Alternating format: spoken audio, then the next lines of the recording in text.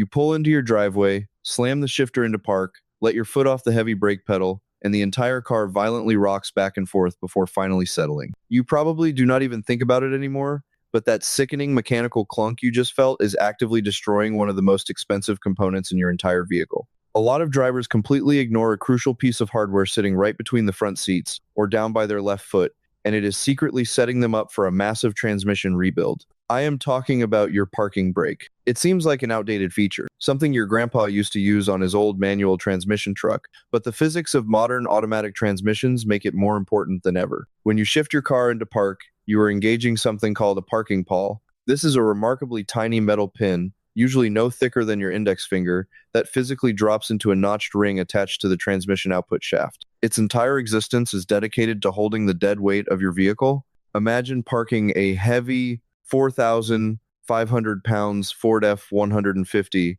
on a steep hill and letting all of that massive gravitational force rest entirely on that one tiny piece of metal. It is an insane amount of localized mechanical stress, but the damage is not just limited to steep driveways. Even on perfectly flat ground, every time you get in or out of the vehicle, the suspension shifts, the car rolls slightly, and those shock waves travel straight down the driveline and are absorbed directly by that parking pawl and the aluminum transmission casing. Over the years, this constant binding creates severe metal fatigue. If that pawl finally snaps, your car is going to roll away, and you are going to be staring at an absolutely massive repair bill to rip the transmission apart. The fix is a simple 2-second professional habit. Come to a complete stop, keep your foot firmly on the main brake, shift into neutral, engage the parking brake fully, take your foot off the main brake so you actually feel the vehicle's weight transfer directly onto the heavy-duty rear brake pads, and only then shift into park. This completely unloads the transmission and makes the pawl a secondary safety backup,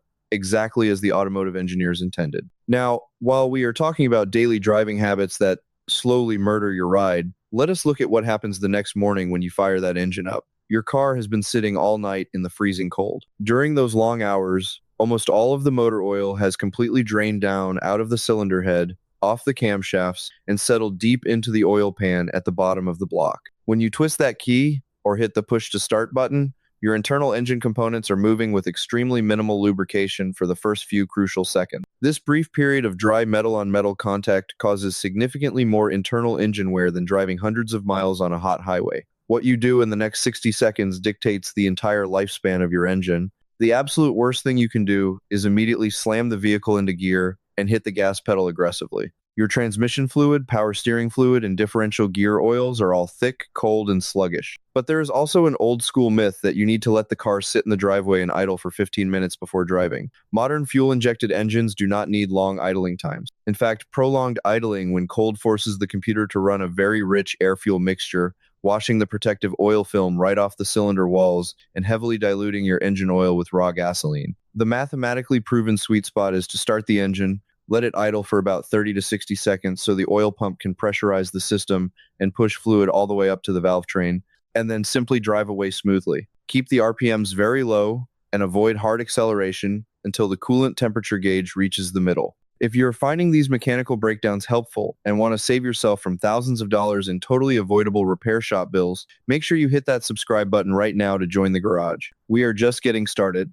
Let us step outside the engine bay for a second and look at the only 4 things actually connecting your car to the asphalt. Tire pressure is tragically misunderstood, and relying solely on your dashboard, TPMS light is a fantastic way to end up stranded. That little amber tire light usually only triggers when a tire has lost 25% of its air, which means you have already been driving on a dangerously underinflated tire for weeks. Running low pressure causes the sidewalls to flex aggressively at highway speeds. This constant bending generates massive internal heat, breaking down the rubber compounds and dramatically increasing your chances of a catastrophic high-speed blowout.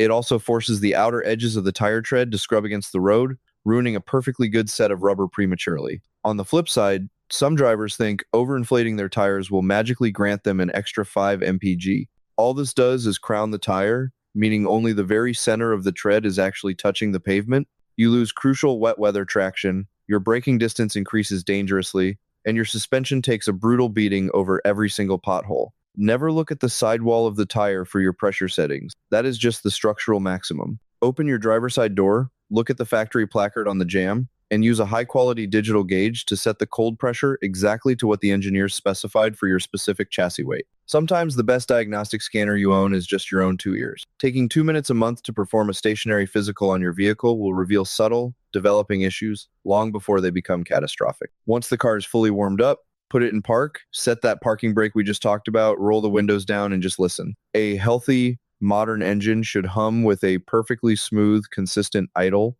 If you hear a rhythmic stumbling, or you watch the tachometer needle bouncing up and down, you are likely dealing with an unmetered vacuum leak, a completely filthy throttle body that is choking the air supply, or a failing mass airflow sensor. Next, slowly and smoothly press the accelerator pedal to hold the engine at exactly 2,500 revolutions per minute. Does it rev up cleanly, or does the engine physically hesitate and stutter? That hesitation is a massive red flag pointing toward fuel starvation, usually a dying electric fuel pump struggling to maintain line pressure or a heavily clogged inline fuel filter. While you are doing this, glance back at the tailpipe.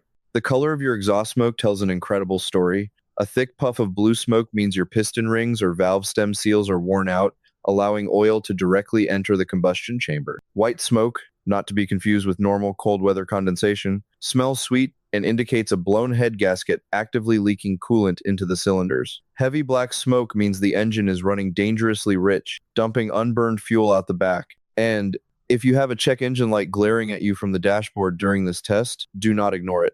That amber light is the central computer begging for help. It could be something as innocent as a loose gas cap, but it could also be a dead oxygen sensor or an active engine misfire. Ignoring a misfire allows raw, unburned fuel to dump straight down the exhaust pipe where it pools inside your catalytic converter. The intense heat of the exhaust will literally ignite that fuel inside the converter, completely melting the precious metal honeycomb structure into a solid brick. You just turned a cheap spark plug fix into a massive $2,000 exhaust replacement. We are about to get into the heavy performance modifications and the exact fueling upgrades you absolutely need to make massive horsepower without blowing up your engine. But before we talk about forced induction secrets, if you are learning exactly how to keep your daily driver alive and breathing, hit that subscribe button right now. Let us talk about a massive hidden flaw in modern engine design that affects almost every single newer vehicle on the road, from high-performance sports cars to standard commuter SUVs. I am talking about the direct injection dilemma. For decades, older engines used port fuel injection, which sprayed liquid gasoline into the intake manifold right behind the intake valves. Gasoline is an incredible natural solvent, so it constantly washed those hot metal valves completely clean every time the engine fired. But to meet stricter fuel economy standards and squeeze out more power, engineers shifted to gasoline direct injection. In these engines, the fuel is sprayed at thousands of pounds of pressure directly into the combustion chamber, completely bypassing the intake valves entirely. Here is the massive problem. Your engine has a PCV system that constantly vents oily, hot crankcase vapors back into the air intake to be burned off. Without that constant stream of liquid fuel washing the back of the intake valves, those hot, oily vapors bake directly onto the blistering hot metal. Over time, this creates a thick, rock-hard layer of solid carbon buildup, a process known as coking. This heavy carbon literally chokes the engine, drastically restricting internal airflow. You will experience extremely rough cold starts, severe hesitation when you try to pass someone on the highway, and terrible fuel economy. Pouring off-the-shelf fuel additives into your gas tank will do absolutely nothing to fix this, because the fuel never even touches the top of the valves. The only true mechanical fix is a specialized, labor-intensive process called walnut blasting, where the entire upper intake manifold is removed and crushed walnut shells are blasted at high pressure directly against the valves to safely chip away the baked-on carbon. Now, if you are moving beyond basic maintenance and stepping into the world of real performance modifications, upgrading your fuel delivery system is absolutely critical. When you bolt on a larger turbocharger or install a supercharger kit, you are violently forcing a massive amount of extra compressed air into the engine. If your stock fuel system cannot keep up with that newly added air, the engine will instantly run lean. A lean air-fuel mixture causes the combustion temperatures to spike to catastrophic levels, turning your combustion chamber into a literal blowtorch. Under full boost and high RPM, a lean condition will completely melt your forged aluminum pistons into liquid slag in a matter of seconds. Upgrading to larger high-flow fuel injectors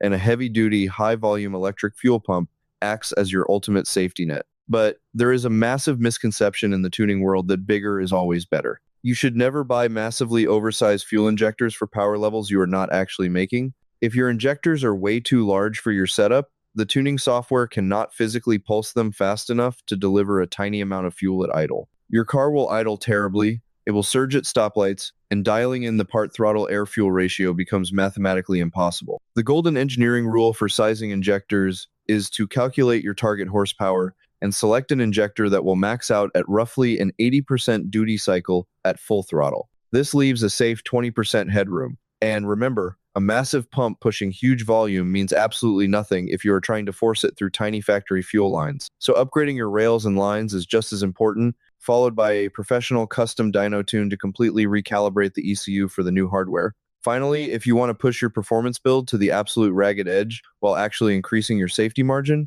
you need to look at water and methanol injection. This is a highly advanced modification that dramatically lowers your intake air temperatures and massively increases your engine's resistance to premature detonation, also known as engine knock. A high-pressure pump sprays a fine mist of a water and methanol alcohol mixture directly into the intake tract or charge pipe. As that liquid mist flashes into a vapor, it absorbs an immense amount of ambient heat energy, drastically dropping the temperature of the incoming air charge. This chemical intercooling effect continues all the way inside the cylinder itself. Because the intake charge is so incredibly dense and cold, and the methanol acts like a massive dose of high-octane race fuel, your tuner can dial in incredibly aggressive ignition timing and push much higher turbo boost pressures safely on standard pump gas. But you have to be incredibly smart about this. Never cheap out on a methanol kit. If you buy a budget kit with a weak pump or cheap nozzles, and it suddenly clogs or fails to spray while you are under full throttle at 20 pounds of boost, your engine will instantly go dangerously lean and detonate itself to pieces. You must invest in a premium system equipped with advanced flow controllers, fluid level sensors, and a fail-safe integration that will instantly dump your boost pressure and pull timing the millisecond it detects a drop in methanol flow. Whether you are building a 1,000 horsepower track monster or just trying to keep your daily commuter alive for another 100,000 miles, the mechanical empathy remains exactly the same. Respect the fluids, listen to the warning signs, and understand the engineering behind the machine in your driveway. Now I want to hear from you. What is the absolute worst check engine light code you have ever had to chase down? Or what specific drivability issue is your car suffering from right now? Drop your exact vehicle specs and your OBD2 codes down in the comments and let us figure out the diagnostic path together. And if you have not already, hit that subscribe button, give the video a solid like, and I will see you in the next one.